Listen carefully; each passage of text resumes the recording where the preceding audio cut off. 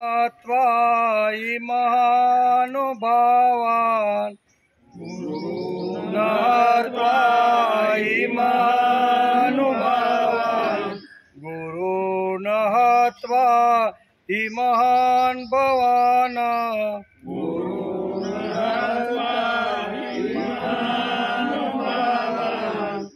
श्रेयो भोक्तो भेक्षमपि लोके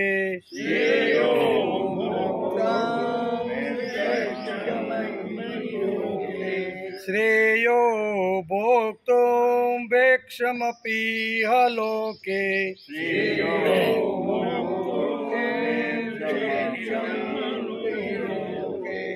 गुरुनः त्वायि महानुभावान्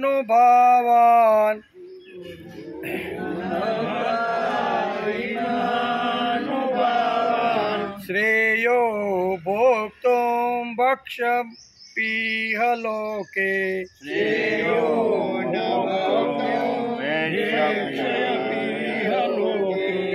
गुरुनः त्वायि महानुभावान् श्रेयो भोक्तो भेक्षमपीह लोके गुरुनः त्वायि महानुभावान् श्रेयो न भोक्तो भेक्षमपीह लोके गुरुनः त्वायि महानुभावान् श्रेयो भोक्तुं भेक्षमपीह लोके गुरुनः त्वायि महानुभावान् श्रेयो न भोक्तुं भेक्षमपीह लोके अत्वार्थकामास्तु गुरुनिहेव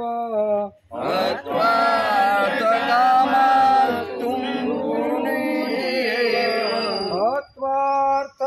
अत्वार्थकामास्तु गुरुनिहेव अत्वार्थकामास्तु गुरुनिहेव भोजीय भोगान् रुधिरप्रदिग्धान् भोगीय भोगान् रुधिरप्रदिग्धान् भोजीय भोगान् रुधिरप्रदिग्धान् भोगीय भोगान् रुधिरप्रदिग्धान् अत्वार्थकामास्तु गुरुनिहेव भोजीय भोगान् रुधिरप्रदिग्धान् अत्वार्थकामास्तु गुरुनिहेव भोगीय भोगान् रुधिरप्रदिग्धान् अत्वार्थकामास्तु गुरुनिहेव भोजीय भोगान् रुधिरप्रदिग्धान् अत्वार्थकामास्तु गुरुनिहेव भोगीय भोगान् रुधिरप्रदिग्धान् गुरुनः त्वायि महानुभावान् श्रेयो भोक्तुं भेक्षमपीह लोके अत्वार्थकामास्तु गुरुनिहेव भोजीय भोगान् रुधिरप्रदिग्धान् गुरुनः त्वायि महानुभावान् श्रेयो भोक्तुं भेक्षमपीह लोके अत्वार्थकामास्तु गुरुनिहेव भोगीय भोगान् रुधिरप्रदिग्धान् गुरुनः त्वायि महानुभावान् श्रेयो भोक्तो भेक्षमपीह लोके अत्वार्थकामास्तु गुरुनिहेव भोजीय भोगान् रुधिरप्रदिग्धान् गुरुनः त्वायि महानुभावान् श्रेयो भोक्तुं भेक्षमपीह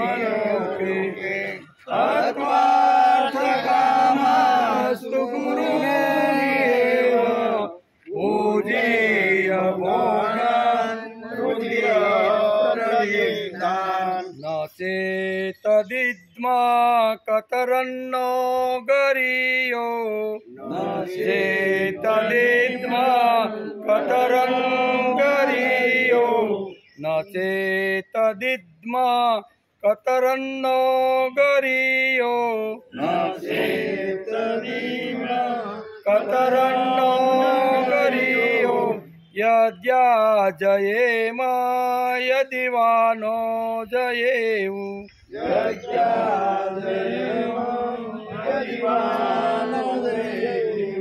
यद्याजयेम यदिवानो जयेयु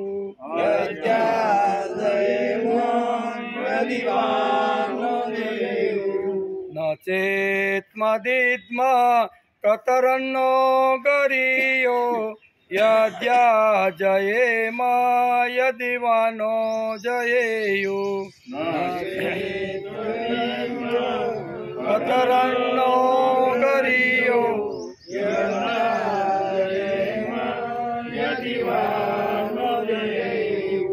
न चेतदिद्मा कतरन्नो गरीयो यद्याजयेम यदिवानो जयेयु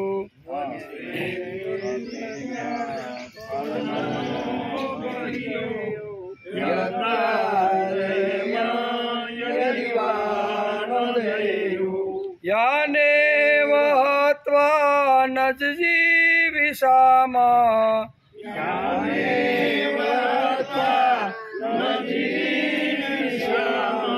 यानेव हत्वा न जीविषामा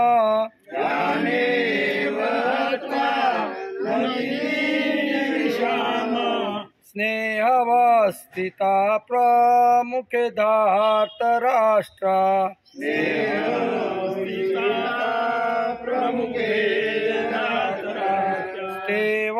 स्थिता प्रमुखे धार्तराष्ट्रा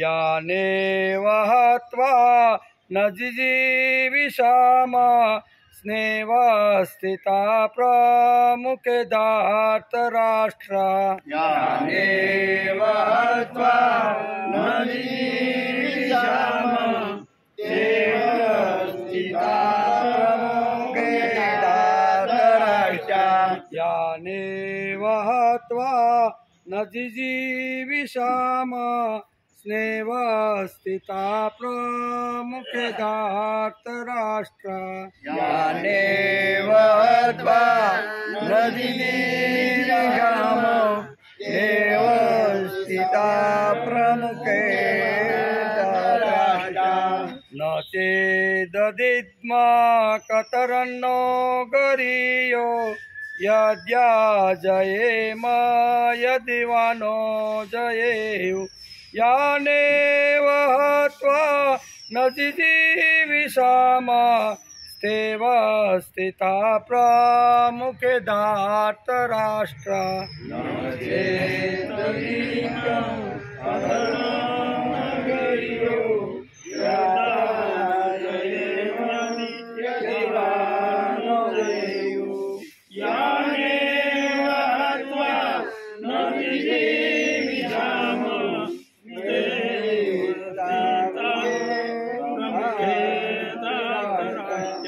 न चेतदिद्मे कतरन्नो गरीयो यद्याजयेम यदिवानो जयेयु यानेव हत्वा न जिजीविषामा स्नेहवस्थिता प्रमुखे धार्तराष्ट्रा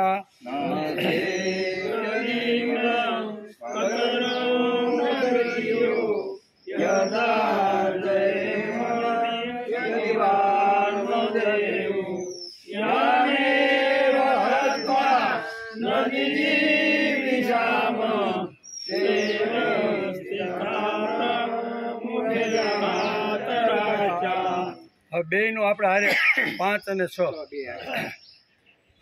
गुरु नहत्वा हि महानुभावान् श्रेयो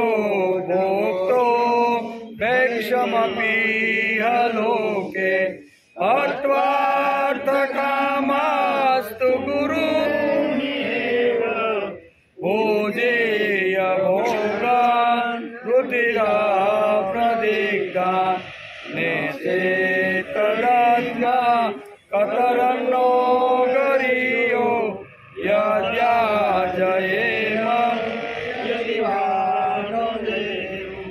યાનેવ હત્વા નથી જીવિષામા દેવ સ્થિતા પ્રમુખે સ્થિતા પ્રમુખે ધાર્તરાષ્ટ્ર હરિ દેવ સુતં દેવ કંસચાણૂરમર્દનમ દેવકી પરમાનંદમ કૃષ્ણં વંદે જગદ્ગુરુ ગુરુર્બ્રહ્મા ગુરુર્વિષ્ણુ ગુરુદેવો મહેશ્વર ગુરુ સાક્ષાત પરબ્રહ્મ તસ્મૈ શ્રી ગુરુવે નમઃ નારાયણં નમસ્કૃત્ય નરં ચૈવ નરોત્તમં દેવી સરસ્વતી વ્યાસ તતો જયમુદીરયે તતો જયમુદીરયે.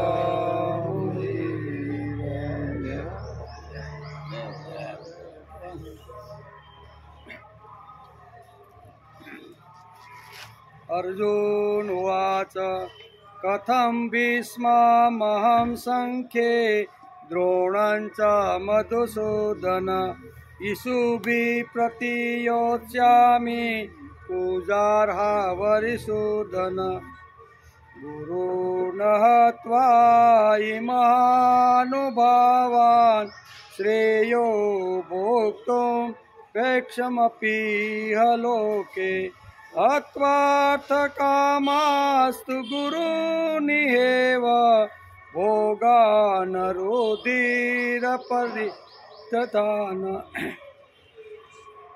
આજે આપણે શ્રીમદ ભગવદ્ ગીતા ચિંતન શરૂ કર્યું એનો 58મો દિવસ. ગઈકાલે આપણે શ્રીમદ ભગવદ્ ગીતાના બીજા અધ્યાયના 4થા શ્લોકને આપણે નમસ્કાર કર્યા. એમાં કઈ વાત હતી તો અર્જુન અત્યારે થોડોક ઢીલો પીડ્યો છે, થોડોક નમ્ર બન્યો છે, થોડોક વિવેકી બની ગયો. પહેલાં અધ્યાયમાં જેટલો કડક હતો એટલો નહીં, પણ ભગવાન પાસેથી 2 શ્લોક સાંભળ્યા, બીજો અને ત્રીજો બીજા અધ્યાયનો, પછી થોડોક નમ્ર બન્યો છે એમ વ્યાસ લખે છે. અને ભગવાનને 2 હાથ જોડીને કહે છે કે હે મધુસૂદન, હું રણભૂમિમાં ભીષ્મ અને દ્રોણાચાર્ય સાથે બાણોથી કઈ રીતે યુદ્ધ કરવું, આ મારાથી શક્ય નથી. કેમ કે હે હરિસૂદન, બંને પૂજનીય અને આદરણીય વ્યક્તિઓ છે. આ પૂજનીય અને આદરણીય વ્યક્તિ સામે હું બાણ કેવી રીતે ચલાવું, એનો ગઈકાલે આપણે વિચાર કરતા હતા. શ્રીમદ ભગવદ્ ગીતા અનંત છે. કેવી? એનો કોઈ અંત નથી. તેમનું બધું જ અનંત છે. પછી તેમના મુખારવિંદમાંથી નીકળેલી ગીતાના ભાવોને અંત કેવી રીતે આવી શકે? તેથી ભગવાને બીજા અધ્યાયના બીજા શ્લોકથી બોલવાની શરૂઆત કરી. પહેલા અધ્યાયમાં એક શબ્દ પણ ભગવાન બોલ્યા નથી. એટલે ભગવાનના મુખારવિંદમાંથી જે 2 શ્લોકની અંદર જે શબ્દો નીકળ્યા એ અનંત શબ્દો છે. એનો કોઈ દિવસ નાશ થતો નથી. અનંત એટલે એનો ક્યારેય અંત આવતો નથી. એટલે કે એનો ક્યારેય અંત આવતો નથી. જુદા જુદા આચાર્યોએ ગીતાની જુદી જુદી ટીકાઓ લખી છે. બરાબર ને? ઘણા બધા મોટા મોટા શંકરાચાર્ય છે, રામાનુજાચાર્ય છે, વલ્લભાચાર્ય છે, આ બધા જે આચાર્યો આ જગતની અંદર આવ્યા, ગીતાનો પૂર્ણ અભ્યાસ કર્યો અને પછી એના ઉપર ભાષ્ય એટલે એના ઉપર પુસ્તકો વાંગમય લખ્યા છે. કોઈ પણ આચાર્ય હોય, આચાર્ય જો થવાનું હોય ને તો ગીતા ઉપર ભાષ્ય એને લખવું જ પડે. એટલે આ બધા જે મહાપુરુષો આવ્યા છે એણે શ્રીમદ ભગવદ્ ગીતા ઉપર આવી રીતના ટીકા કરીને વાંગમય લખ્યા છે. જુદા જુદા આચાર્યોએ ગીતાની જુદી જુદી ટીકાઓ લખી છે. તેમની ટીકા પ્રમાણે આચરણ કરવાથી મનુષ્યનું કલ્યાણ તો થઈ જાય છે, પણ તે બધી ટીકાઓને એકઠી કરવામાં આવે તો પણ ગીતાનો અર્થ પૂર્ણ થતો. જેટલા આચાર્યો આવ્યા એ બધાએ ગીતા ઉપર જે કાંઈ લખ્યું છે ને, બોલ્યા છે, લખ્યું છે, એ બધા આચાર્યનું ભેગું કરી અને એક ગ્રંથ બનાવવામાં આવે તો તો પણ શ્રીમદ ભગવદ્ ગીતાનું ઊંડાણ એટલું બધું છે કે બધું ભેગું થવા છતાંય એનું માપ નીકળી શકતું. આટલો અનંત આટલો ઊંડાણ ભર્યો શ્રીમદ ભગવદ્ ગીતાનો આ ગ્રંથ છે અને તેનો જ આપણે અભ્યાસ કરીશું.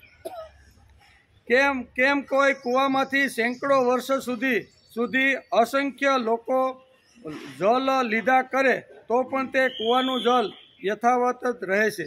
એમ ગીતાનું એવું જ છે.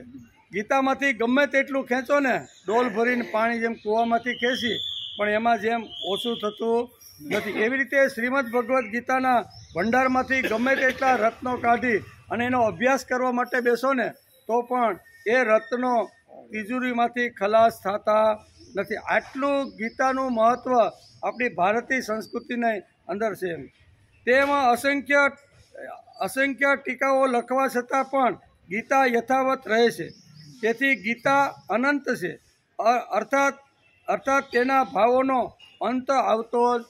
જેટલા ઊંડા જાઓ, જેટલું સ્મરણ કરો, જેટલું મનન કરો ને એટલું એની અંદરથી દરેક શ્લોકની અંદરથી મળતું રહે છે. તેથી ભગવાન 2 શ્લોક બોલ્યા અને 2 શ્લોકની અંદર અર્જુને જે કાંઈ 31 શ્લોકથી 46 શ્લોકથી જે દલીલો જે તર્ક કર્યા હતા ને એ બધો જ જવાબ ભગવાને 2 શ્લોકની અંદર અર્જુનને આપી.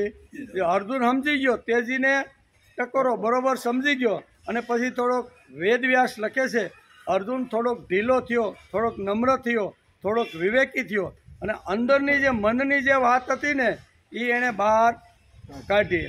એમાં કહે છે ભગવાનની વાણી મોટા ઋષિમુનિઓની વાણીથી પણ દ્રઢ અને શ્રેષ્ઠ છે. કારણ કે ભગવાન ઋષિમુનિઓના પણ આદિ છે. ભગવાન કેવા છે? ઋષિમુનિઓના પણ આદિઓ છે. જે ઋષિમુનિઓએ, જે મહાપુરુષોએ ગીતા ઉપર આવી રીતનું ઘણું બધું કર્યું પણ એના કરતાં ભગવાન મહાન છે. શા માટે? ભગવાન આદિ છે અને ભગવાનના જ મુખારવિંદમાંથી આ 18 અધ્યાય આપણે નીકળે એમ જોઈશું. અહમાર્દી આથી ગમે તેટલા મોટા ઋષિમુનિઓ હોય, ગમે તેટલા મહાન સંતો હોય, ગમે તેટલા મહાન મહાત્માઓ કેમ ન હોય અને તેમની વાણી ગમે તેટલી શ્રેષ્ઠ કેમ ન હોય, પરંતુ તે ભગવાનની દિવ્ય વાણી એટલે કે દિવ્ય વાણી એવી ગીતાને તોલે આવી શકે એમ. મહાપુરુષો આવે એના ઉપર ઘણું બધું લખે, ઘણું બધું બોલે, ગમે એટલું સારું બોલે, ગમે એટલું કરે પણ ગીતાની વાણીની તોલે કોઈ વાણી આવી શકે એમ નથી. એમ વ્યાસ લખે છે. પગદંડીને પદ્ધતિ કહે છે અને રાજમાર્ગ, ઘંટાપથ અથવા પહોળા રસ્તાને પ્રસ્થાન કહે છે. તેથી ગીતા, ઉપનિષદ અને બ્રહ્મસૂત્ર આ 3 પ્રસ્થાનત્રયી છે. કેટલા? આ 3 પ્રસ્થાનત્રયીની અંદર ગીતાને પણ એમાં સ્થાન આપવામાં આવ્યું છે. ઉપનિષદો જે છે અને બ્રહ્મસૂત્રો છે અને ત્રીજું છે ગીતા. આને પ્રસ્થાનત્રયી કહેવામાં આવે છે. એટલે કે બ્રહ્મસૂત્ર એટલે કે ઉપનિષદ, બ્રહ્મસૂત્ર અને ગીતા આ 3 પ્રસ્થાન છે. બાકીની બધી પગદંડીઓ છે. ગમે તેટલા મોટા ગ્રંથ હોય ને એ કેવી છે? બધી પગદંડી. આ પહોળો એકદમ મોટો રસ્તો છે અને એ છે આ ભગવદ્ ગીતા. અહીંયા સુધી આપણે ગઈકાલે જોયું. આજે આપણે 5મા શ્લોકનો વિચાર કરવાનો છે. ગુરુ નહત્વા મહાનુભાવાન શ્રેયો ભોક્તુમ ભેક્ષમપી લોકે હત્વાર્થ કામાસ્તુ ગુરુ નિહેવ ભોજીય ભોગાન રુધિર પ્રદિગ્ધાન. મહાનુભાવન એટલે મહાનુભાવ, ગુરુ એટલે ગુરુજનો, અથવા એટલે નહીં હણીને, મારીને નહીં, એમ એને મારવા નથી. ઈ એટલે આ, લોકે એટલે લોકમાં હું, ભેક્ષ્યમ એટલે ભિક્ષાનું અન્ન, એટલે ભોગતું એટલે ખાવાનું, અપી એટલે પણ, શ્રેય એટલે કલ્યાણકારી. સમજુ છું. આ એટલે કે મહાનુભાવોને મારીને હું મારું કલ્યાણ ઈચ્છતો નથી. એના કરતાં હું હાથમાં ભિક્ષાનું પાત્ર લઈ અને જીવન ગુજારું એને જ હું કલ્યાણ માનું છું. એટલે અહીંયા મૂળ વસ્તુ આ છે. અપી એટલે પણ, શ્રેય એટલે કલ્યાણકારી, સમજું છું. હિ એટલે કેમ કે ગુરુજનોને હતવા એટલે હણીને, ઈ એટલે આ લોકમાં, રુધિર પ્રદિગ્ધાન એટલે લોહીથી ખરડાયેલા, પછી અર્થ કામાન એટલે અર્થ અને કામરૂપ, ભોગાન એવ એટલે ભોગો નેસ, તું એટલે તો અને ભૂંજીય એટલે ભોગવીશ. એટલે મારે આ મહાનુભાવોને મારી અને રક્તથી ખરડાયેલું જે રાજ્ય છે ને એના ભોગ અને એના કામના મારે કોઈ પ્રકારની જોતવી નથી. હાથમાં ભિક્ષાનું પાત્ર લઈ અને ગમે ત્યાં માગીને મારું પેટ ભરીશ, પણ આ મહાનુભાવોને હું મારવા માગતો નથી. એમ આ શ્લોકની અંદર કે મહાનુભાવ ગુરુજનોને નહીં અણીને આ લોકમાં હું ભિક્ષાનું અન્ન ખાવાનું પણ કલ્યાણકારી સમજું છું. કેમ કે ગુરુજનોને હણીને આ લોકમાં લોહીથી ખરડાયેલા અર્થ અને કામરૂપ ભોગોને તો ભોગવીશ ને. બીજું શું છે? કદાચ યુદ્ધ થાય અને યુદ્ધ થાય એટલે 100% મારો વિજય તો નક્કી છે. હું હારવા માટે જન્મો નથી. એટલે મારો વિજય થાય એટલે મને હસ્તિનાપુરની ગાદી મળે. હસ્તિનાપુરની ગાદી મળે એટલે હું રાજા થાવ. રાજા થાવ એટલે દાસીઓ અનેક પ્રકારના મારી સેવા માટે બધા ઊભા રહે. મોટા મોટા ભોગો મને મળે અને એ ભોગો મળે અને પછી હું જીવું. તો આવું મારે જીવવું. આ લોકોને મારીને જો મને હસ્તિનાપુરનું રાજ્ય મળતું હોય તો મારે આ યુદ્ધ કરવું નથી. એમ ભગવાન પાસે અહીંયા 5મા શ્લોકની અંદર અર્જુન કબૂલાત કરે છે. અત્યાર સુધી તો એણે ઘણી બધી દલીલ કરી, ઘણી બધી હતું, પણ હવે ખરા શું કહેવાય ખરા રૂપની અંદર આવી અને એની જે અંદરની અગવડ છે ને એ અંદરની અગવડ ભગવાનની સામે રજૂ કરીને ખુલ્લો થાય છે. આ શ્લોકથી એવું સ્પષ્ટ થાય છે કે બીજા ત્રીજા શ્લોકમાં ભગવાને કહેલા વચનો હવે અર્જુનના હૈયામાં અસર કરી રહ્યા છે. કેવા? બીજો ને ત્રીજો શ્લોક જે કીધું ને એ અત્યારે અહીંયા એના હૈયાની અંદર અસર કરી રહ્યા છે. એટલે અહીં ભગવાન એના શરીરમાં અને મનની અંદર અસર કરી રહ્યા છે. એનાથી અર્જુનના મનમાં કે વિચાર આવી ગયો કે ભીષ્મ અને દ્રોણ વગેરે ગુરુજનોને મારવા એ ધર્મયુક્ત નથી. 2 શ્લોકો સાંભળ્યા પછી પણ હજી થોડોક અર્જુન હજી બરોબર શું કહેવાય લાઈન ઉપર આવ્યો. હજી થોડુંક એને લાગે છે કે હજી મારે આવું કેમ કરવાનું. એટલે ક્લેબિયમમાં સ્મગમ પાર્થ એમ કરીને જે ત્રીજા શ્લોકની અંદર ઉઠાડવાનો જે પ્રયત્ન કરે છે એ 2 શ્લોક સાંભળ્યા પછી અર્જુન થોડોક ઢીલો તો પડે જ છે, પણ એના મનની અંદર આગલું બધું હતું એ ભૂંસાઈ ગયું અને નવી એક કેસેટ શરૂ થઈ છે.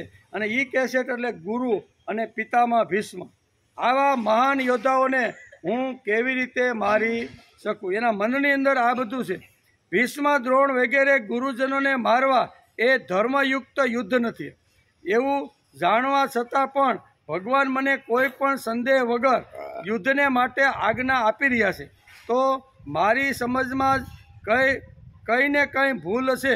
એટલા માટે અર્જુન હવે અગાઉના શ્લોકોની માફક ઉત્તેજિત થઈને બોલતા નથી, પણ નરમાશથી અને નમ્રતાથી બોલે છે. એટલે થોડીક 2 શ્લોકો સાંભળ્યા પછી એને લાગ્યું કે ભગવાન મને 100% યુદ્ધની પ્રેરણા આપે છે. એટલે થોડોક સમજી તો ગયો છે. એટલે પહેલાં જે કડકાઈથી બોલતો હતો કે મારો રથ તમે શું કહેવાય 2 સેનાના મધ્ય ભાગમાં લઈ જાઓ, હવે હું જોઈ લઉં આ ડાચા, એ બધું જે કડક ભાષામાં જે બોલતો હતો ને એ 2 શ્લોક સાંભળ્યા પછી અહીંયા વેદવ્યાસ લખે છે કે અર્જુન થોડોક નમ્ર, થોડોક વિવેક અને થોડીક નરમાશ પણ આવી ગઈ છે. ગુરુનો હત્વા ભેક્ષ્યમ પિહ લોકે.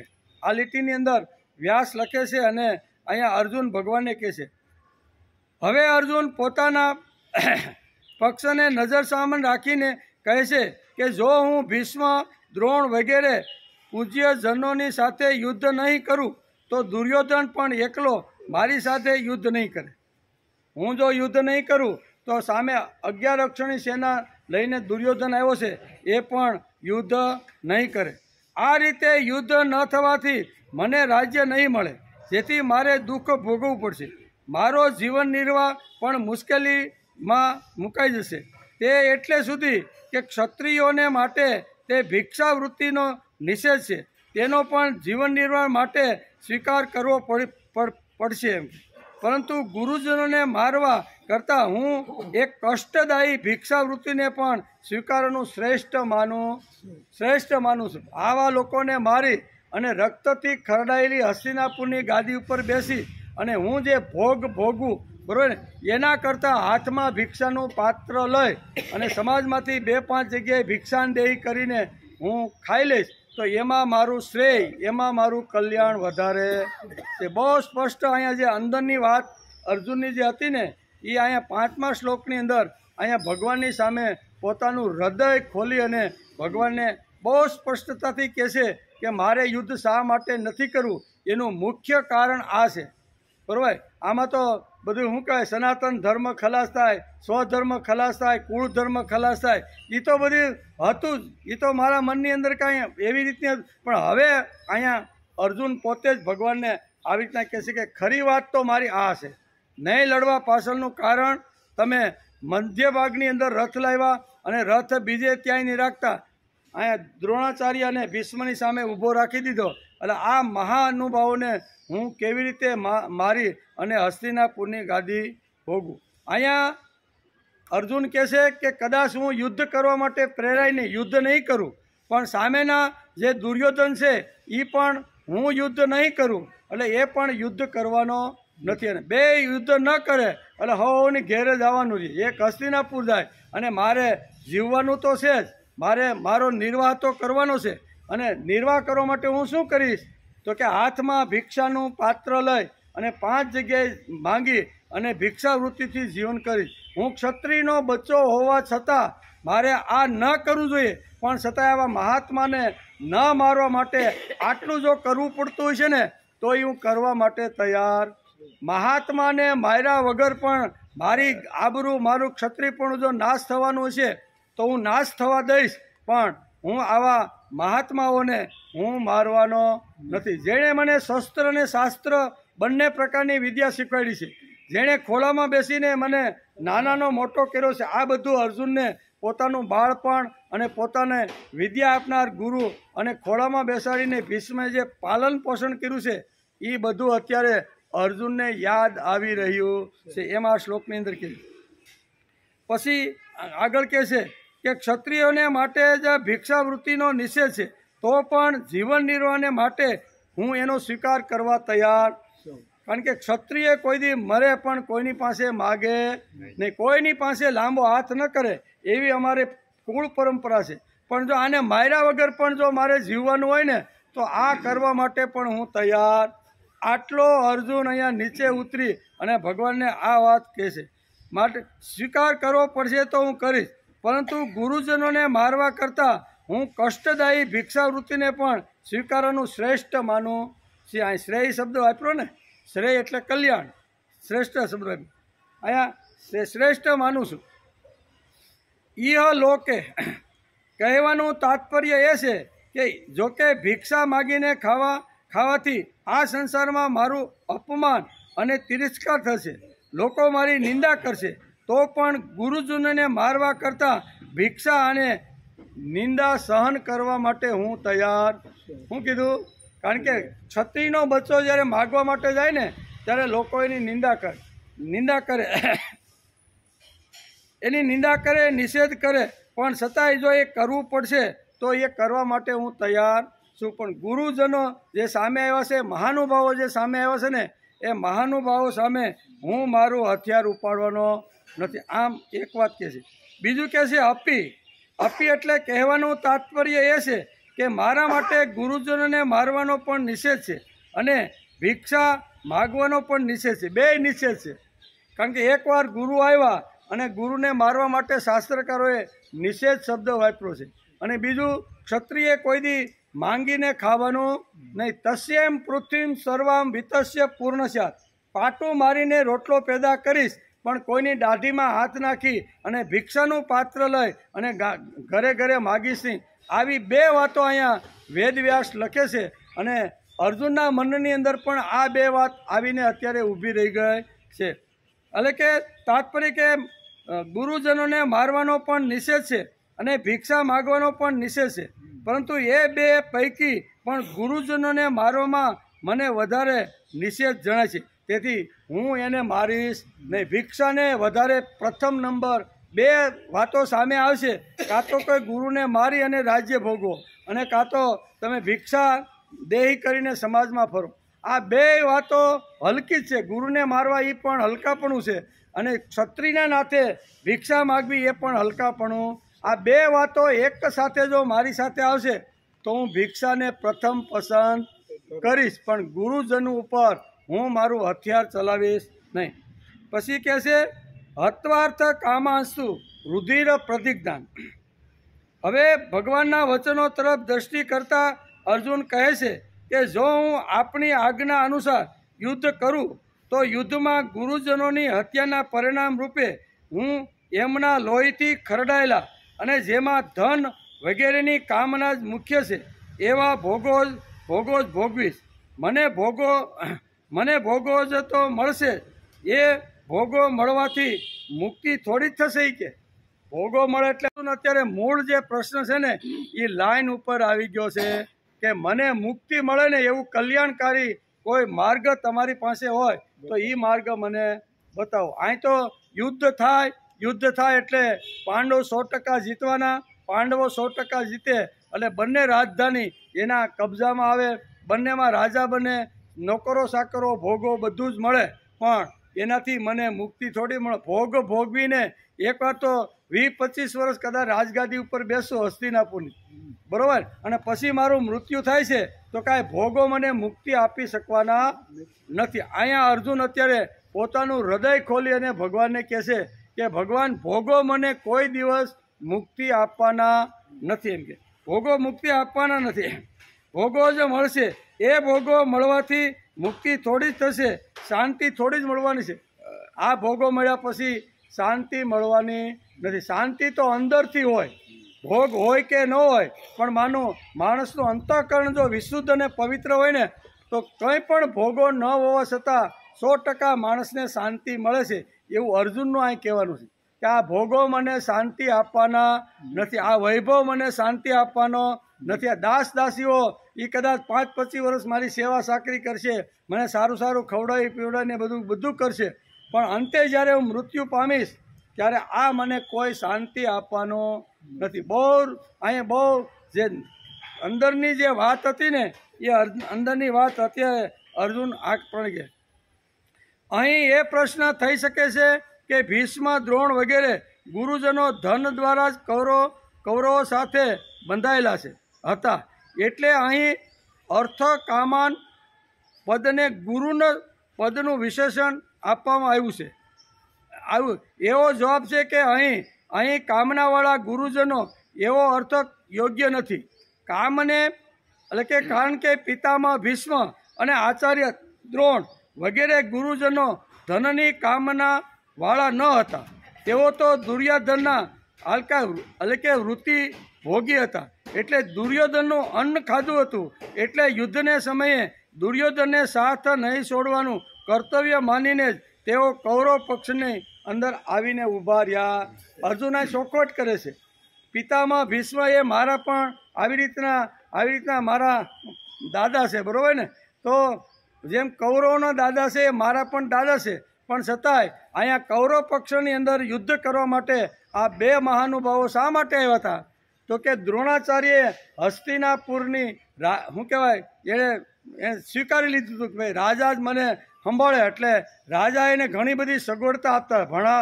છોકરાને ભણાવવાના હોય ને તો એના બદલામાં ઘણું બધું ધન દ્રોણાચાર્યને આપતા હતા, એટલે રાજ્યાશ્રિત દ્રોણાચાર્ય સ્વીકારી લીધો હતો. અને એકવાર રાજ્યાશ્રિત સ્વીકાર્યા પછી માણસ જેનો રાજ્યાશ્રિત બન્યા હોય એ જેને જેટલું કહે ને એટલું એને કરવું પડે. તેથી અહીંયા અર્જુન બહુ સ્પષ્ટ કલ્પના કરે છે કે અહીંયા દ્રોણાચાર્ય અને પિતામહ ભીષ્મ છે એને કદાચ યુદ્ધમાં આવવાની ઈચ્છા નહીં હોય, પણ બંને અહીંયા હસ્તિનાપુરની ગાદીના ઋણી છે, એટલે એ ઋણ ચૂકવવા માટે આ બંને એમનું અન્ન પણ ખાધું હશે, એનું ઘણું બધું મોટું ઋણ પણ હશે, તો ઋણ ચૂકવવાના માટે આવ્યા છે. આવું અત્યારે વેદવ્યાસ લખે છે. તેઓ તો દુર્યોધનના વૃત્તિ ભોગી હતા, એમણે દુર્યોધનનું અન્ન ખાધું હતું, એટલે યુદ્ધને સમયે દુર્યોધનનો સાથ નહીં છોડવાનું અને કર્તવ્ય માનીને જ તેઓ કૌરવનો પક્ષમાં ઊભા હતા. બીજું શાંતનુ રાજા અને એનો પુત્ર દેવવ્રત બરાબર. એ વખતે જ્યારે પિતાના લગ્ન કરવાના હતા એ વખતે અહીંયા દેવવ્રતે સામે ચાલીને પિતાનો સંબંધ અહીંયા શું કહેવાય મત્સ્યગંધાની સાથે કરાયો હતો. અને એની અંદર ઘણી બધી શરતો અહીંયા મત્સ્યગંધાના પિતાએ મૂકી હતી.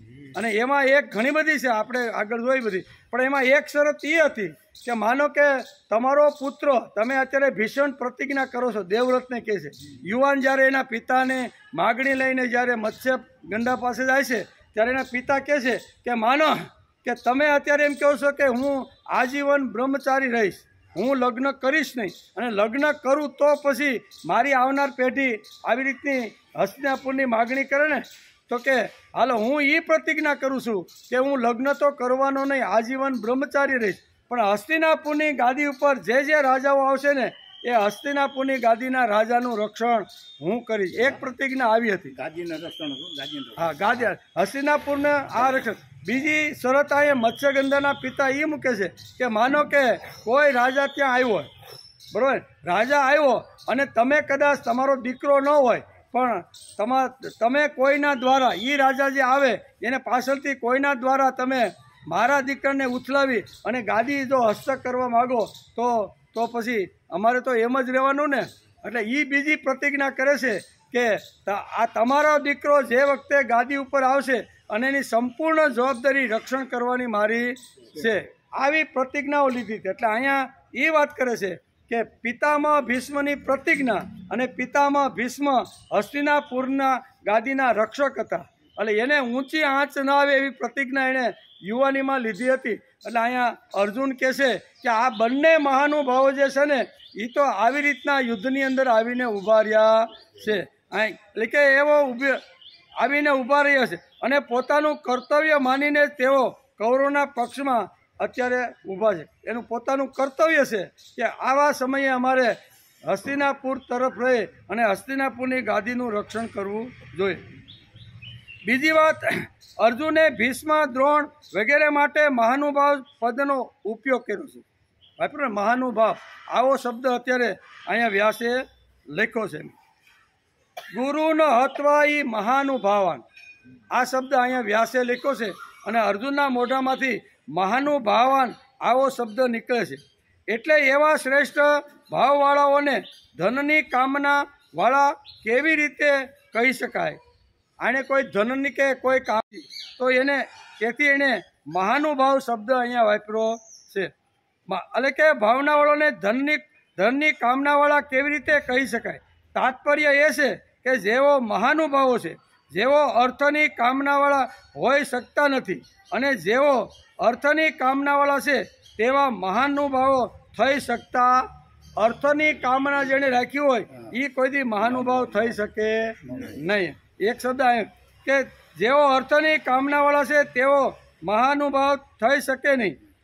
એટલે અહીં અર્થ, કામાન અને ભોગાન પદનું વિશેષણ કરવામાં આવ્યું છે. આપણા 4 પુરુષાર્થો છે ને, ધર્મ, અર્થ, કામ અને મોક્ષ. અહીંયા અર્થ અને કામની વાત મહાભારત શ્રીમદ ભગવદ્ ગીતાની અંદર આ શબ્દ છે કે ધર્મ અને મોક્ષ એ બંનેની વચ્ચે અહીંયા 2 વસ્તુ અર્થ અને કામ આવી જાય છે. એટલે અત્યાર સુધી અહીંયા અર્જુન કહે છે કે દુર્યોધન તો અર્થ અને કામની આશાથી જ મારી સામે યુદ્ધ કરવા માટે આવ્યો છે. એને ધર્મ અને મોક્ષની કોઈ પડી નકર. 4 પુરુષાર્થ છે, ધર્મ, અર્થ, કામ અને મોક્ષ. એમાં બંને જે પહેલી વાતો જે છે ધન અને કામ, એમના માટે દુર્યોધન આવેલો છે. પણ આ મહાનુભાવો અર્થ અને કામને માટે આવેલા. સ્પષ્ટતા વ્યાસ લખે છે કે આ 2 માટે તો આ મહાનુભાવો આવેલા નથી. તેથી યુદ્ધની અંદર હું એને હણી નાખવાનો નથી. વારંવાર ભગવાનને આ બધી વાતો હળવેકથી, નમ્રતાથી અને નર્વસ થઈને સમજાવવાનો પ્રયત્ન કરે. પહેલા અધ્યાયમાં જેટલો કડક હતો ને એ કડકાઈ બધી એની જતી રહી છે. હવે નમ્ર સેવક બનીને જે કાંઈ પૂછવાનું છે ને, જે કાંઈ જાણવાનું છે ને, જે કાંઈ જિજ્ઞાસા વૃત્તિ છે ને, એ બધું એના પ્રશ્નનો ધીમે ધીમે અહીંયા આ રજૂઆત કરે છે. તેથી કહે છે મહાનુભાવ શબ્દ આ અર્થમાં છે ભગવાને બીજા ત્રીજા શ્લોકમાં અર્જુનના કલ્યાણની દ્રષ્ટિથી એમને કાયરતા ત્યજીને યુદ્ધ માટે ઊભો થવાની આજ્ઞા આપી હતી. આપણે બીજા ત્રીજા શ્લોકનો અભ્યાસ કર્યો ને. ક્લેબ્યમમાં સ્મગમ પાર્થ નેતત્વ ઉપપદ્યતે ક્ષુદ્રમ હૃદયમ દૌર્બલ્યમ ત્યક્તો તિષ્ઠાન પરંતપ. હે પરંતપ, હે આ પૃથ્વીને તપાવનાર, તારા હૃદયની અંદર આવેલી આ જે કાયરતા છે, ક્ષુદ્રતા છે, લાચારી છે, દીનતા છે, એ બધીને ફેંકી અને હાથમાં ધનુષ લઈ અને યુદ્ધ માટે તું સજ્જ થઈ જા. અહીંયા યાદ પાછું વ્યાસ આપણે કરાવે છે કે પહેલાં બીજા અને ત્રીજા શ્લોકની અંદર આ બે વાતો જે ભગવાને અર્જુનને કીધી હતી એની અસર અત્યારે થોડી ઘણી અર્જુન ઉપર પડી હોય એવું લાગે છે. તેથી એ નમ્ર થયો છે. ભગવાને બીજા ત્રીજા શ્લોકમાં અર્જુનના કલ્યાણની દ્રષ્ટિથી એમને કાયરતા ત્યજીને યુદ્ધ માટે ઊભા થવાની આજ્ઞા આપી હતી. પરંતુ અર્જુન ઊંધું જ સમજો. કેવો? પરંતુ અર્જુન ઊંધું જ સમજો કે ભગવાન રાજ્ય ભોગવાની દ્રષ્ટિથી મને યુદ્ધ કરવાની આજ્ઞા આપે. એ ઊંધું સમજો કે આની હારે લડ તો હસ્તિનાપુરનું અને તારું જે બંને રાજ્ય છે એ તને પાછા મળી જાય ને તું પાછો રાજા બની જા. એટલે ભગવાન મને આવું કહેવા માગતા છે. અર્જુન આવું સમજો. પણ ભગવાન તો એના કલ્યાણની વાતો કરવા માગતા. જન્મ જન્માંતરનું કલ્યાણ જે તારી સાથે આવવાનું છે ને એની વાત ભગવાન કહેવા માગતા હતા બીજા ત્રીજા શ્લોકમાં. પણ અર્જુન ઊંધું સમજો કે મને આ લોકોને મારીને હસ્તિનાપુરનું રાજ્ય ભગવાન મને અપાવવા માગે છે. એટલે વ્યાસ બહુ ક્લિયર કરે છે. માત્ર ભૌતિક દ્રષ્ટિ રાખનારા મનુષ્યો કલ્યાણની વાત વિચારી શકતા નથી. જ્યાં સુધી ભૌતિક પદાર્થો તરફ દ્રષ્ટિ રહે છે ત્યાં સુધી આધ્યાત્મિક દ્રષ્ટિ જાગૃત થતી નથી. અહીં ભગવાન એની આધ્યાત્મિક જાગૃતિ કરવા માટે બે શ્લોકની અંદર અર્જુનને અહીં બહુ સમજાવે છે. પણ અર્જુન તો એવું સમજો કે અમને ભોગ અપાવવા ભગવાન માગે. અમારું ગયેલું રાજ્ય છે ને એ પાછું અમારા પાંડવોના હાથમાં આવે ને એટલા માટે કદાચ ભગવાને અમને, એટલે હા ઊંધું એકદમ. પણ અહીં ભગવાન એને વેદવ્યાસ લખે છે કે ભોગ કરતાં આધ્યાત્મિક જે વાત છે ને એ બેમાં શ્રેષ્ઠ. ભોગ તો ખલાસ થવાના, બરાબર, માણસે ખલાસ થાય. ભોગ તો આ દુનિયામાં રહેવાના. માણસ ખલાસ થાય ભોગ ભોગવતો પણ ભોગ ખલાસ થતા નથી. માણસ ભોગ ભોગવીને માણસ પોતે જ ખલાસ. દારૂ ખલાસ થતો નથી. દારૂ જ માણસને ખલાસ કરી નાખે છે. કહેવાનો અર્થ કે ભોગ જ માણસને આવો ભોગવી એને ખલાસ કરે છે. આધ્યાત્મિક દ્રષ્ટિએ જાગૃત નથી કરતા. અહીં અર્જુનની દ્રષ્ટિમાં શરીર વગેરે ભૌતિક પદાર્થનું પ્રાધાન્ય બની રહ્યું છે. અર્જુન એમ કે મારા શરીર અને મારા રાજ્યના રક્ષણની અને ગયેલું જે રાજ્ય છે અમને પાછું મળે ને એવું જ અર્જુન અત્યારે વિચારી રહ્યો છે. તેઓ કૌટુંબિક મોહ અને મમતામાં ફસાઈ ગયો છે પણ ભૌતિક દ્રષ્ટિથી જોઈ રહ્યો છે. ભૌતિક એટલે પ્રાકૃત દ્રષ્ટિથી અત્યંત વિલક્ષણ એવી આધ્યાત્મિક દ્રષ્ટિ તરફ હજુ અર્જુનનું ધ્યાન જ નથી. બરાબર ને? 11મા શ્લોકથી પછી એનું ધ્યાન શરૂ થાય. હજી તો એના આ ગુરુની હત્યા અને આ બધું અત્યારે તો થોડું ઘણું ચાલે છે. એટલે આધ્યાત્મિક દ્રષ્ટિ તરફ એનું ધ્યાન જ નથી. અને તેઓ કૌટુંબિક મોહ અને મમતાના પ્રવાહમાં તણાઈ રહ્યો છે. આથી તેઓ એવું સમજી રહ્યો છે કે યુદ્ધમાં પ્રવૃત્ત કરાવીને ભગવાન મને હસ્તિનાપુરની ગાદી અપાવવા ઈચ્છે છે અને ગયેલા ભોગ પાછા મને મળે એના માટે જ ભગવાન મારા કલ્યાણની વાત કરતા હોય એવું લાગે છે. ભગવાનને આ કાંઈ ભોગના કલ્યાણની વાત કહેવાની નથી. અર્જુનને તો આધ્યાત્મિક તરફ વાળવાનો છે. હવે આધ્યાત્મિક તરફ વાળવાનો હોય અને એની દ્રષ્ટિ જો ભોગ તરફ હોય તો એ ભોગી માણસ આધ્યાત્મિક તરફ જઈ શકતો નથી. એમ વ્યાસ લખે છે. રાજ્ય ભોગવાની દ્રષ્ટિથી યુદ્ધની આજ્ઞા આપે છે.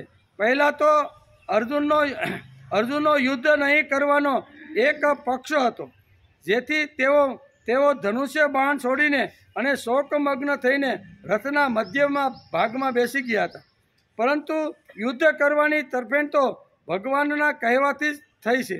તાત્પર્ય એ છે કે અર્જુનનું માનવું એવું હતું કે લોકો તો ધર્મને જાણીને પરંતુ દુર્યોધન વગેરે ધર્મને નથી જાણતા. હું તો ધર્મને બરોબર નીતિ શું છે અનીતિ શું છે એ હું તો બરોબર જાણું છું. પણ સામેનો પક્ષ જે દુર્યોધન છે એને ધર્મ શું છે હજી એ ખબર પડતી નથી. ગુરુ ગુરુને સંભાળવા, ગુરુ માટે આદર રાખવો, ગુરુ માટે પ્રેમ કરવો, ગુરુને નમસ્કાર કરવા, એનું ચરણ, આ મને ધર્મની, આને ધર્મ કહેવાય, આ મને બરોબર ખબર છે. એમ કહે છે કે ધર્મની મને ખબર છે, પણ દુર્યોધન એ જાણતો નથી.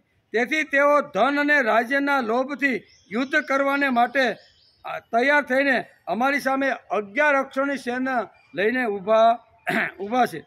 હવે એ જ વાત અર્જુન અહીં પોતાના માટે કહે છે કે જો હું પણ આમની આજ્ઞા પ્રમાણે યુદ્ધ કરું, આમની એટલે ભગવાનની, ભગવાન આજ્ઞા કરે અને હું જો યુદ્ધ કરું તો એના ફળ સ્વરૂપે ગુરુજનોના લોહીથી ખરડેલા ધન અને રાજ્ય વગેરેને પ્રાપ્ત કરીશ કે બીજું કાંઈ?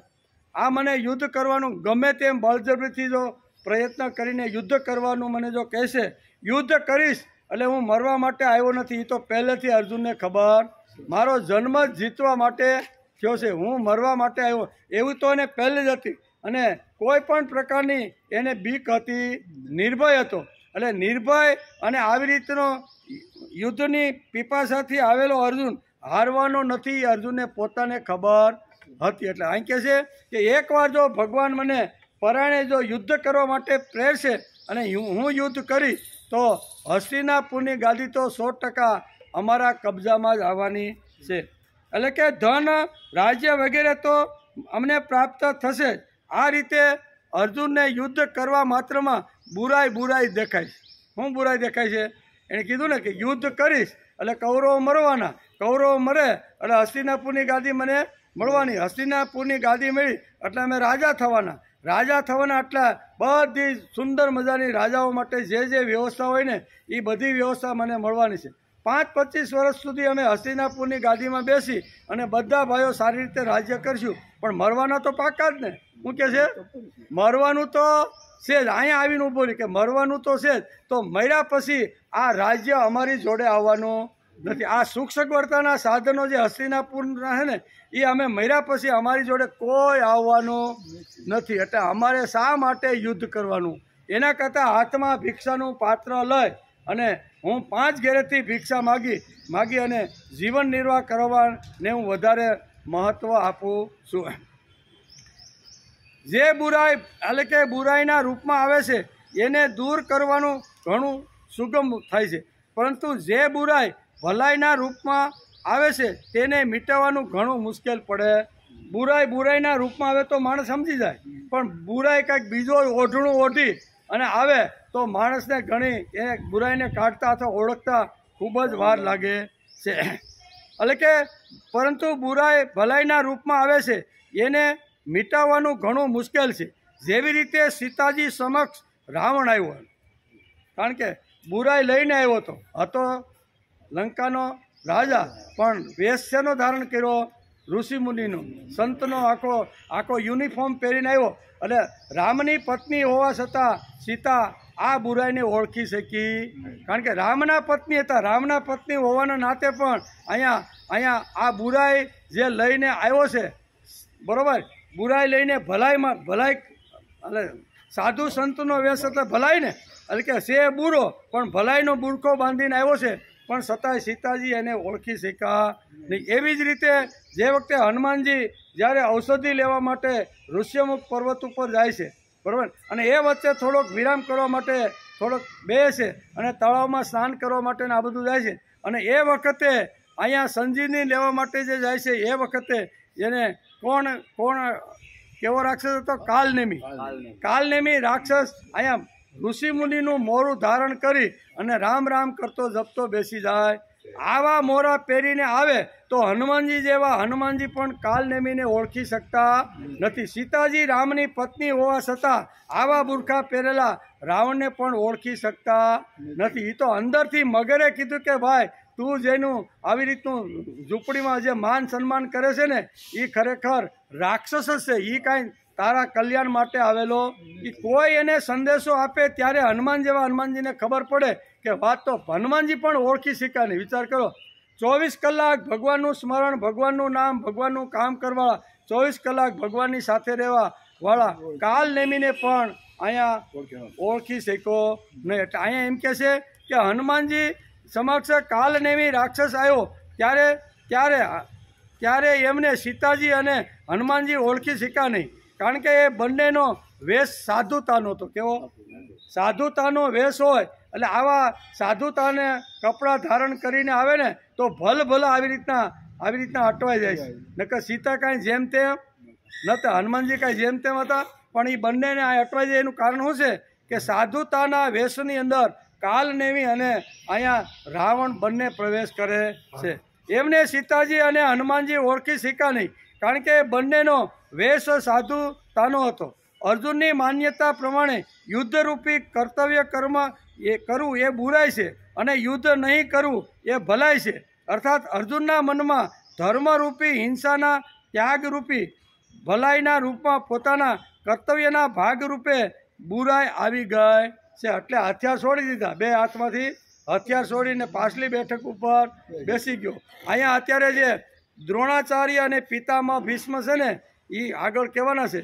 એ કે આવો બુરખો પહેરીને આવ્યા છે એટલે અર્જુન જેવો અર્જુન પણ આ શા માટે મારી સામે યુદ્ધમાં ઊભા છે એ ઓળખી શકી. પછી ભગવાન એને બધું સમજાવવાના છે, પણ પાણીનો ટાઈમ થઈ ગયો. અધ્યાય 2 શ્લોક 5 એમાં ગુરુન હત્વા હિ મહાનુભાવા, આવા ગુરુઓની હત્યા કરી અને મારે લોહીથી ખરડાયેલું રાજ્ય જોઈતું નથી. એની વાત અત્યારે અર્જુન ભગવાનની સામે થોડો નમ્ર, થોડો વિવેકી અને થોડો નરમાસથી ભગવાનને આ શબ્દો અત્યારે કહી રહ્યો છે. એમાં ભલાઈ અને બુરાઈ અત્યારે વેદવ્યાસ લખે છે અને અર્જુન અહીંયા અર્જુનના મનની અંદર એમ આવે છે કે મારે આવા ગુરુજનોના ખોળામાં નાનાનો મોટો થયો, વિદ્યા અને શસ્ત્ર એને શીખવાડ્યા, એ બધાને મારે કેવી રીતના મારવાના?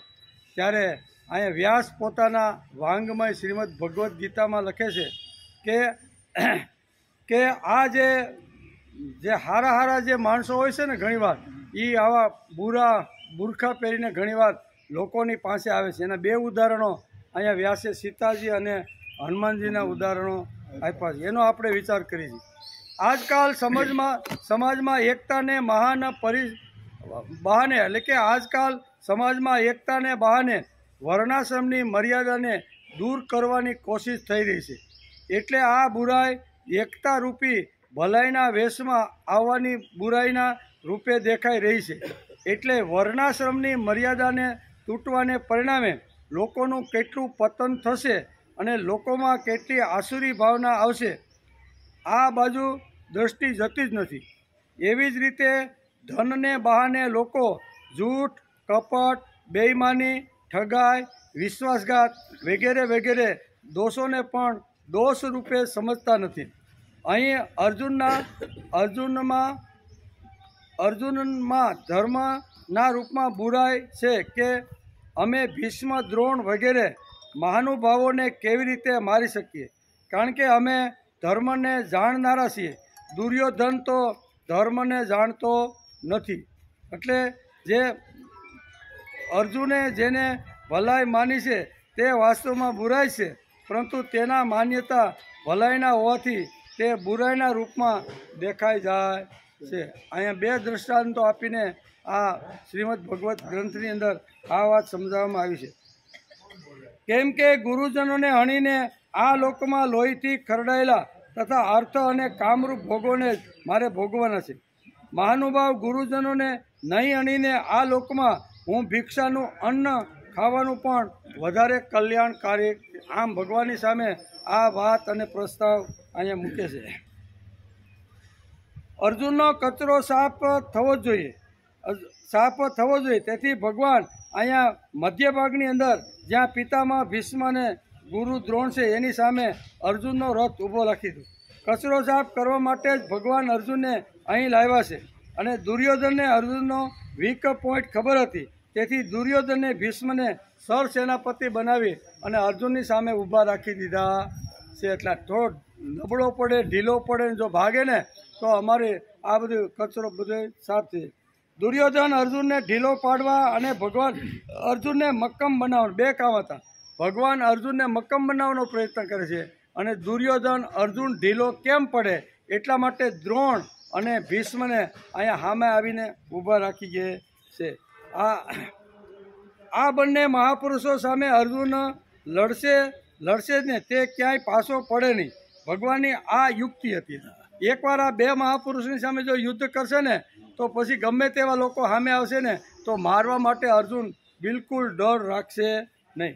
આ અર્જુનના એટલે કે અઘરામાં અઘરી કસોટી હતી. હોશિયાર વિદ્યાર્થી જ કસોટી થાય, હોશિયાર વિદ્યાર્થીની જ હંમેશા કસોટી થાય છે. મળદાર જેવા લોકો એને શું કસોટી કરવાની? બધા ખોટા માણસો સાચા માણસોનો ઓથ લઈ લે છે. દુર્યોધન ભીષ્મ દ્રોણનો ઓથ લઈ અને યુદ્ધના મેદાનમાં આવી ગયો. ખોટા માણસો સાચા માણસો હોય ને એનો ઓથ લઈ અને ઘણીવાર આવી રીતના યુદ્ધ કરતા હોય છે. દુર્યોધન પાંડવો સામે ટકી શકે તેમ નથી. તે બરોબર દુર્યોધન જાણતો હતો અને કૌરવ પક્ષના સરસેનાપતિ બનાવી દઉં તો થોડોક ઢીલો પડે તો આપણો વિજય નિશ્ચિત છે એવું દુર્યોધન સમજતો હતો. શેરડીના વાડની સાથે એરંડાને પણ પાણી મળી જાય એને પાવું પડતું નથી. દુર્યોધન આવી રીતનો હતો અને આવી રીતનું પાણી એને મળી જતું હતું. કોનું? ભીષ્મ અને દ્રોણનું. બે શ્લોકો સાંભળ્યા પછી અર્જુન કુતર્કો થોડા ઓછા કરી નાખ્યા છે, પણ હજી અર્જુન બદલ્યો નથી એમ વ્યાસ લખે છે.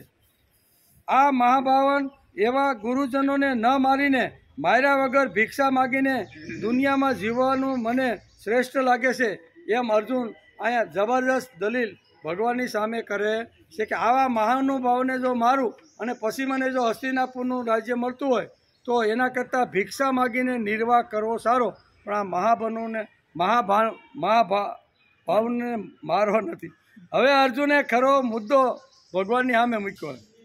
ભીષ્મ અને દ્રોણ એટલા મહાપુરુષો છે કે એમને માર્યા વગર મારે ભિક્ષા માગવી પડે તો પણ એ વાત મને કબૂલ છે. આમની સામે શસ્ત્ર ઉઠાવવાનું હું વિચારી શકતો નથી. ગુરુના હત્વા હિ મહાનુભાવ શ્રેયો એટલે કે ભીખ માગીને ખાવું સારું કહેવાય. મારવાનું પાપ છે, તેનાથી બચી જઈએ તો એમાં ખોટું શું છે?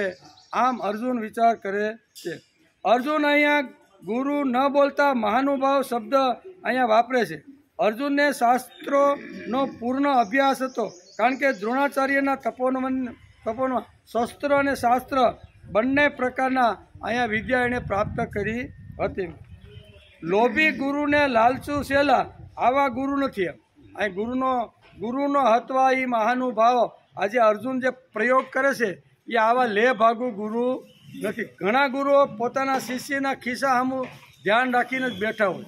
એનું ખિસ્સું જો વજનદાર હોય ને તો ગુરુ ગમે તે કરવા માટે તૈયાર થઈ જાય છે. એટલે કહે છે ને કે લોભી ગુરુ ને લાલચુ શેલા આવા ગુરુ દ્રોણાચાર્ય નથી. આમ અર્જુન શાસ્ત્રનો પૂર્ણ અભ્યાસ કરેલો છે. અર્જુનને જેમ તેમ નથી સમજી વિચારીને આ શબ્દ વાપર્યો છે. મહાનુભાવો તેમજ મોટાઓનું કંઈક માપદંડ છે.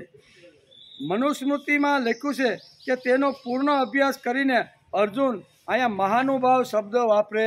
જે આપણા કરતાં મહાન હોય, આપણા કરતાં મોટા હોય, આપણા કરતાં વધારે કર્મયોગી હોય, આપણા કરતાં વધારે વિદ્યાવાન કે જ્ઞાનવાન હોય, ઉંમરમાં આપણા કરતાં મોટા હોય અને કુટુંબમાં પણ ભાઈબંધ આપણા કરતાં મોટા હોય, તો આ બધાને ધ્યાનમાં રાખીને એની સાથે બહુ સારી રીતે વર્તન કરવું જોઈએ. એમ અહીંયા મનુસ્મૃતિમાં પણ લખ્યું છે. મહાનુભાવો તેમજ મોટાઓનું કંઈક માપદંડ હોય છે. મનુસ્મૃતિમાં લખ્યું છે કેટલાક માન્ય સ્થાનો હોય છે. ઘણા બધા આપણી મનુસ્મૃતિ વાંચીને તો એમાં 5 માન્ય સ્થાનો બતાવવામાં આવ્યા છે કે 5 આ જે મહાપુરુષો છે ને એનું કાયમ માટે સન્માન અને એનો આદર કરવો જોઈએ. વિત બંધુ વયમ કર્મ 5 કોણ છે? મનુસ્મૃતિમાં લખ્યું છે વિત બંધુ વયમ કર્મ વિદ્યા ભવતી પંચમી એતાની માન્ય સ્થાની ગરિયદો ઉત્તરોત્તર જેમ આગળ જતા જઈએ એમ આગળના માન વધારે, એના કરતાં આગળના માન વધારે, એમ કરતાં ઉત્તરોત્તર શબ્દ અહીંયા મનુ મહારાજે વાપર્યો છે. વિત સગો વય કર્મયોગી ને માન આપો વિદ્યા ભવતી પંચમી. આપણા પાસે જો ધનવાન હોય ને તો ધનવાનને પણ માન આપવું જોઈએ. પછી આપણો સગો હોય એને પણ માન આપવું જોઈએ. પહેલાં 5 જણા જો બેઠા હોય તો પહેલું માન કોને આપવાનું? અહીંયા પ્રશ્ન એ ઊભો થાય કે પ્રથમ માન તો વિદ્યામાન ને ઉત્તરોત્તર કીધું ને, પહેલાં વિદ્યામાન હોય એને પ્રથમ, એનાથી થોડું નીચું કર્મયોગી હોય તેને, પછી એનાથી નીચું એટલે કે વિત સગો હોય એટલે ઉંમરમાં આપણા કરતાં મોટો હોય તેને, પછી સગો અને છેલ્લે ધનવાન. આજે ઉલટું થઈ ગયું છે, ધનવાનને પહેલાં માન આપવાનું શું. કોઈ પણ સભા હોય અને એમાં બધા બેઠા હોય ને એમાં જો કોઈ ધનવાન માણસ જો આવી ગયો હોય ને તો 50 લોકો ઊભા થઈ જાય, બરાબર. એમાં ઘણા વિદ્વાન હોય છે, જ્ઞાની પુરુષો હોય છે, ઘણા આવી રીતના કર્મયોગી હોય છે, વયમાં મોટા હોય છે, પણ ધનવાન આવ્યો એટલે એને પ્રથમ માન આપે છે. મનુ મહારાજ કહે છે કે આ વાત ખોટી છે. ધનવાન હોય એને તમે ભાવથી આદર આપો, પ્રેમ આપો, પણ એના પછીનો બીજો નંબર છે એ સગાનો છે. સગાને પણ માણસે માન આપવું જોઈએ. એના કરતાં વિશેષ છે વયવાન, વૃદ્ધ. વયોવૃદ્ધ માણસ હોય તો વિદ્યા એટલે કે વિત્ત અને સગા કરતાં વય માણસને પ્રથમ સ્થાન આપવું જોઈએ. આ 3 હોય અને એની અંદર જો કોઈ કર્મયોગી આવી જાય તો કર્મયોગીને પરબારું માન આપીને એના માટે ખુરશી ખાલી કરી દેવી.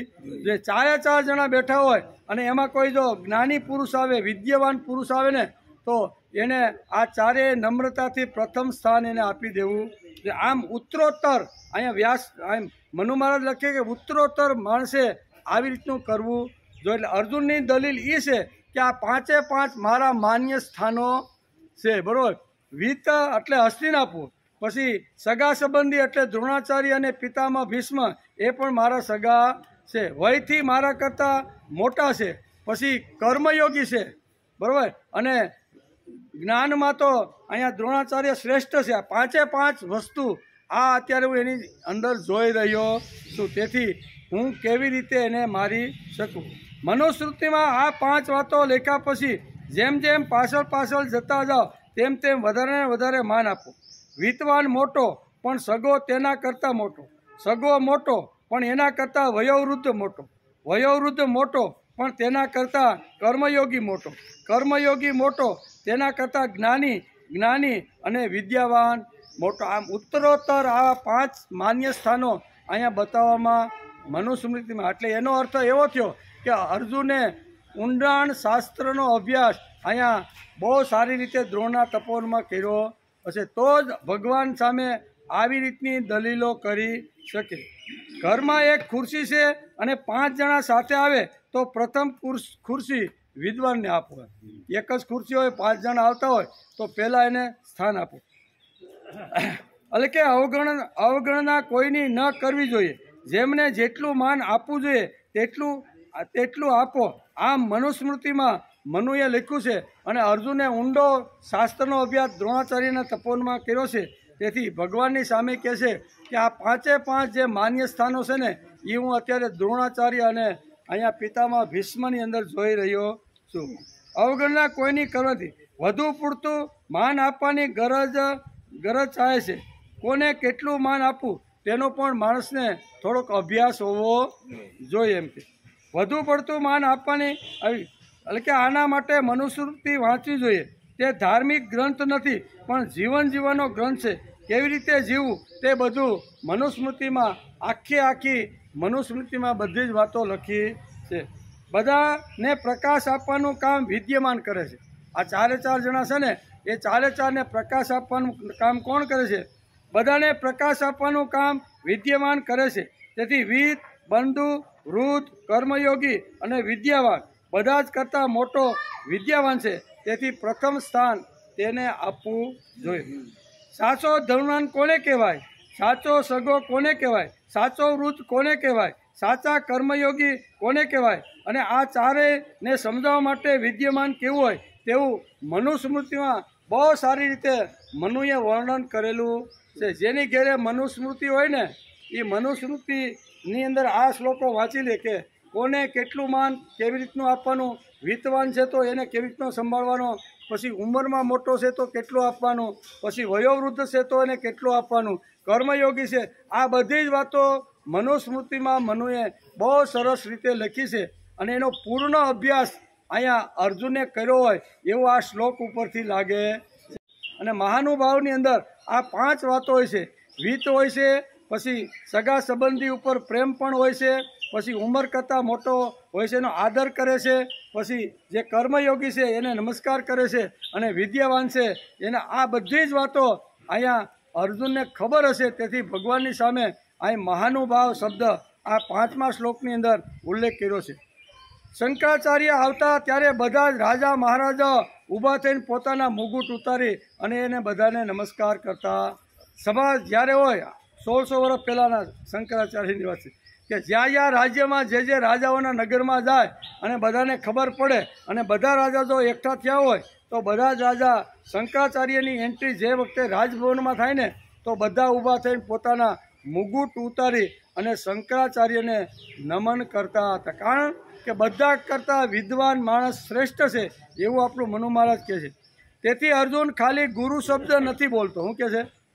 ગુરુનો હત્વા એ એટલું ખાલી બોલ્યો નથી. પાછળ લખીને મહાનુભાવ એટલે કે આ બધા જે ગુરુ હોય, ગુરુ તો ઘણા લેભાગુ પણ હોય, શિષ્યના ખિસ્સા તરફ જ નજર રાખીને બેઠા હોય. ત્યાં કડકો હોય તો ઘણીવાર સંબંધ પણ ગુરુ એની અરે તોડી નાખે, અને ઘણીવાર ન દેખાય તો તે કેમ ભાઈ છે આવું પણ પૂછતા હોય છે. એટલે અહીંયા એ ગુરુની વાત અર્જુન કરતો નથી. અર્જુન તો આવા ગુરુની વાત કરે છે કે જે ગુરુ એટલે વજનદાર હોય, જેની કંઈ ગયા પછી એનો પ્રકાશ જ્યાં બેઠા હોય એ બધા ઉપર જેની ઉપર પડતો હોય, આવા ગુરુનું વર્ણન અહીં કરે છે.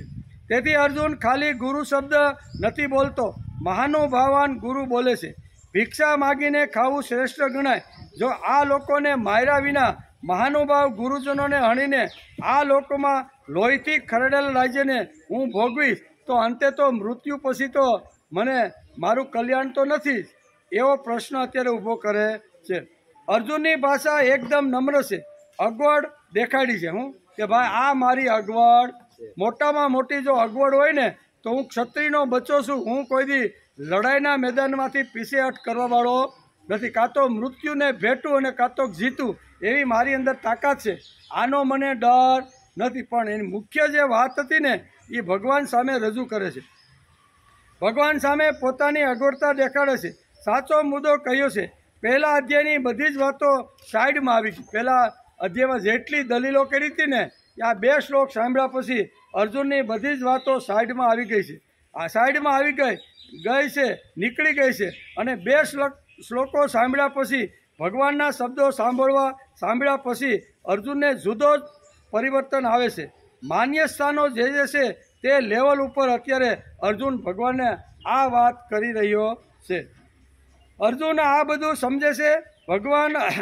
ભગવાનના મગજમાં શું છે મહાનુભાવાન શબ્દ એટલા માટે જ અહીંયા નમ્ર વાણીથી અહીંયા અર્જુન બોલે છે કે હે મહાનુભાવાન, આવો શબ્દ બોલે છે. અર્જુનને સાચો મુદ્દો શોધી કાઢ્યો છે કે આ બધું મનુસ્મૃતિમાં કહ્યું છે અને તેનો ઊંડો અભ્યાસ દ્રોણાચાર્યના તપોની અંદર અર્જુને કર્યો હોય એવો આ શબ્દ ઉપરથી આપણે લાગે છે. ધનવાન છે, સગા છે, વયોવૃદ્ધ છે, કર્મયોગી છે, વિદ્યમાન છે અને જ્ઞાની પુરુષો છે. તેથી તેનું માન જાળવવું જોઈએ એવું અર્જુનને લાગ્યું. તેથી અહીંયા એકદમ નમ્રતાથી અને અહીંયા નરમાસથી ભગવાનની સામે આ વસ્તુ એ રજૂ કરે છે. અર્જુને હજી પોતાનો વિચાર પકડી રાખ્યો છે કે હું સાવ ખોટો નથી, મને મનુસ્મૃતિનું સંતાન છે. એટલે એનો ટેકો લઈને અત્યારે અહીંયા અર્જુન ભગવાન સાથે થોડીક આ વાત કરે છે. ભીષ્મ દોરને જોઈને હું ઢીલો પડ્યો છું એ કબૂલ કરે છે. હું ઢીલો પડવાનું કારણ શું છે કે ભીષ્મ અને દ્રોણાચાર્યને જોઈને હું થોડોક ઢીલો પડ્યો છું. તો તેનું કારણ આ મહાનુભાવો છે, માન્ય સ્થાનો છે. તેથી તેનો આદર, તેની પૂજા કરવી જોઈએ, તેનો આદર કરવો જોઈએ, તેને નમસ્કાર કરવા જોઈએ. આમ અર્જુન અત્યારે કહે છે મહાનુભાવનું માન જાળવવું જોઈએ. એમાં મારું ખોટું ક્યાં છે? અર્જુન કેમ હું આવા મહાનું જે ભાવો હોય છે, વિદ્વાન હોય છે, કર્મયોગી હોય છે, જ્ઞાની હોય છે, વયોવૃદ્ધ, એનું કદાચ હું માન જાળવું તેમાં ખોટું શું છે? આમ ભગવાને કહે એમાં ખોટું શું છે ભાઈ? એમાં મારું ખોટું ક્યાં છે? આ મહાનુભાવોને ન મારીને ભિક્ષા વૃત્તિથી જો મારે જીવવું પડે તો તેમાં મારું શ્રેય અને કલ્યાણ છે. આવા લોકોને મારી અર્થ અને કામ મળે તેમાં શું ફાયદો? ધર્મ, અર્થ, કામ અને મોક્ષ 4 પુરુષાર્થ છે. એમાં અહીં 2ની વાત કરે છે વચ્ચેના, કામ અને વિત્ત. આ 2 હોય અને જો ધર્મ અને મોક્ષ ન હોય તો આ મળેલું વિત્ત અને આ મળેલી સત્તા અને સંપત્તિ, આ કામનાઓ બધી શા કામની છે? મહાભારતને એટલે કે આવા લોકોને મારી અર્થ કામ મળે આમાં શું ફાયદો છે? લોહીથી ખરડાયેલા ભોગોને તેજ ભોગવવાના છે ને, ચાલો મારી નાખ્યા, ભોગ મળી ગયા. લોહીથી ખરડાયેલું રાજ્ય હસ્તિનાપુર મારી પાસે આવી ગયું. 25 વર્ષ અમે રાજા બનીને ભોગ ભોગવા અને અંતે મૃત્યુ તો આવવાનું જ છે. તો અમારું કલ્યાણ શેમાં છે એ મને કાંઈ સમજાતું. હવે ધીમો ધીમો પોતાના કલ્યાણ કેવી રીતનું થાય છે એની દલીલો અત્યારે ભગવાનની સામે કરે છે. હવે અર્જુન મુદ્દાની જ વાત કરે છે. હવે કયો ભોગ લોહીના ખરડાયેલો નથી? લોકો એક ભોગ એટલે કે આપણે પણ આ લોહીથી ખરડાયેલા બધા ભોગ જ ભોગવે છે ને. અને કોઈ પેઢીમાં કામ કરતો હોય તો 8-10 કલાક કામ કરે. શેઠ એનું બધું લોહી 10 કલાકમાં કે 8 કલાકમાં સૂઈ લે, બરાબર? એટલે લોહીથી ખરડાયેલો જ ભોગ શેઠ ભોગવી રહ્યો છે. એવી રીતે આપણા ઘરના કુટુંબની અંદર હોય, પત્ની રાત દિવસ મહેનત કરી અને બધાને સંભાળવાનો કરતો હોય તો બધું જે કાંઈ લોહી છે કુટુંબના પરિવાર માટે વાપરી નાખે જ નહીં. એટલે લોહીના ભોગથી ખરડાયેલા આપણે બધા સહી કે નહીં? બધા. પછી પુત્ર હોય અને પછી બાપ હોય. બાપને એમ થાય કે આ મોટો થયા પછી મને હાંસું છે, એટલે ગમે તેટલી મુશ્કેલીઓ વેઠી અને પોતાનું લોહી બાળીને બાળકને મોટો કરી અને જગતના આંગણામાં 20-25 વર્ષ એ લોહી જ બાળ્યું કહેવાય ને. તો લોહી બાળીને ખરડાયેલા ભોગા તો દુનિયાની અંદર બધી જ જગ્યાએ ચાલે છે. એટલે અર્જુને અહીં ખરો શબ્દ વાપર્યો છે કે આવા લોહીથી ખરડાયેલા ભોગને અને આવા કામનાને મારે શું કરવાના છે? પ્રત્યેક ઘરની અંદર, પ્રત્યેક વ્યવસાયની અંદર, બરાબર ને, શેઠ બધું લોહી સૂઈ લે અને પછી શેઠ જો સારો હોય તો વિચાર કરે કે 8-10 કલાક મારી પેઢીમાં એણે લોહી રેડીને કામ કર્યું છે, બધું લોહી જે કાંઈ હતું એ ખલાસ કરી નાખ્યું છે, તો એનું લોહી પાછું મારે પૂર્વનું કામ કરવું જોઈએ. એ ઉપરાંત એના પગારની ઉપર જો એને વધારાના પૈસા જો આપે ને તો એને કહેવાય કે આ ખરો શેઠ કહેવામાં આવે. એને પગાર તો મળતો જ હોય, બરાબર ને, પણ લોહીથી ખરેલ કે લોહી જેનું વાપર્યું છે એનું લોહી પાછું એના શરીરમાં પાછું આવવું જોઈએ. તેના માટે વધારાનું જે કાંઈ આપવું પડે ને એ આપવા માટે માણસે તૈયાર થવું જોઈએ. તેથી અર્જુનની આ દલીલ ખૂબ બહુ સરસ રીતે વ્યાસે વર્ણ્યું છે. હવે અર્જુન મુદ્દાની જ વાત કરે છે.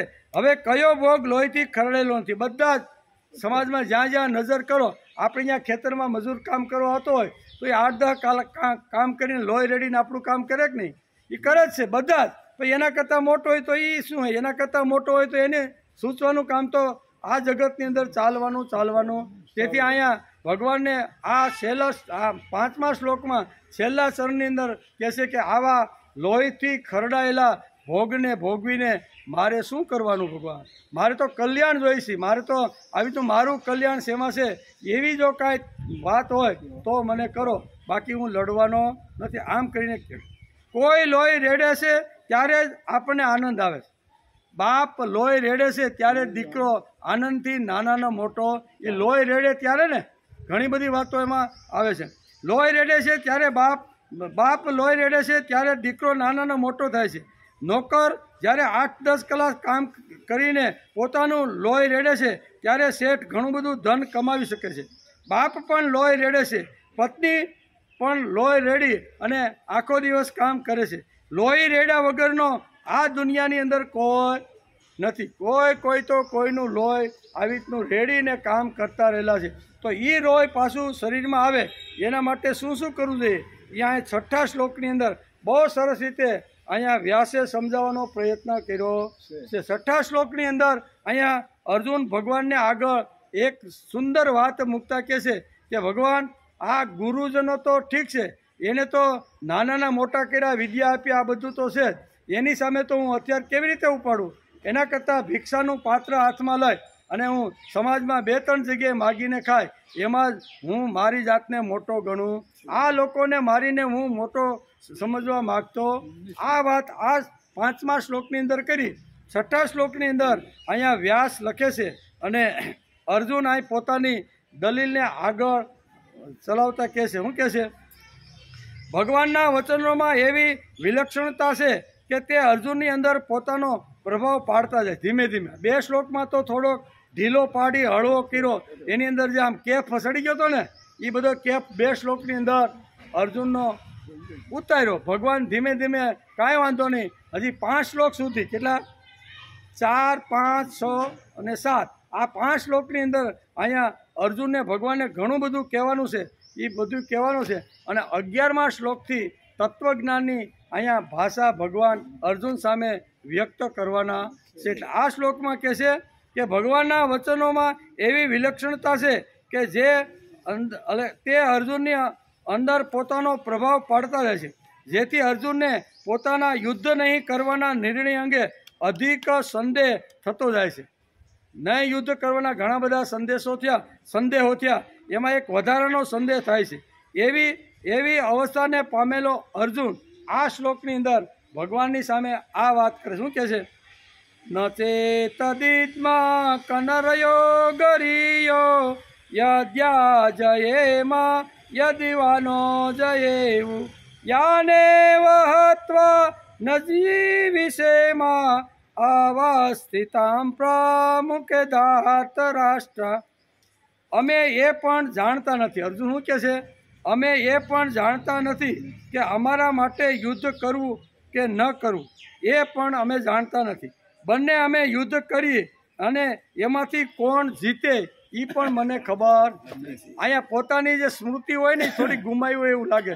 કારણ કે રણમાં આવ્યો ત્યારે એમ કહેતો હતો કે આ બધાને એક દિવસમાં મારી અને યુદ્ધની અંદર હું વિજય પામી. હું મરવા માટે જન્મો નથી. યુદ્ધ થાય એટલે મારો 100%નો વિજય છે. અત્યારે આ શ્લોકની અંદર કહે છે કે હે ભગવાન, અમે બંને યુદ્ધ કરવા માટે જો તૈયાર થઈ જાય તો બંનેમાંથી કોનો વિજય થાય એ મને ખબર નથી. ઢીલો પડ્યો કે નહીં? 2માંથી કોનો વિજય થાય એ હું જાણી શકતો નથી. પહેલાં હું કહેતો હતો યુદ્ધની અંદર મારો જ વિજય. અહીં જીજી વિશેષાવ શબ્દ વાપર્યો છે વ્યાસે. એટલે કહે છે કે અમે એ પણ જાણતા નથી કે અમારા માટે યુદ્ધ કરવું કે ન કરવું. એ બંનેમાંથી કયું અત્યંત શ્રેષ્ઠ છે, અથવા અમે એમને જીતીશું કે તેઓ અમને મારશે એ પણ મને ખબર. પહેલાં તો એમ કહેતો હતો કે હું આ બધાને મારી અને અમારી ઉપર જેને કાળો કેર વર્તાવ્યો છે ને એ બધાનો બદલો હું આવું બોલતો હતો. પણ અહીંયા ઢીલો પડીને કહે છે યુદ્ધ થશે તો એ જીતશે કે હું જીતીશ એની મને શંકા છે.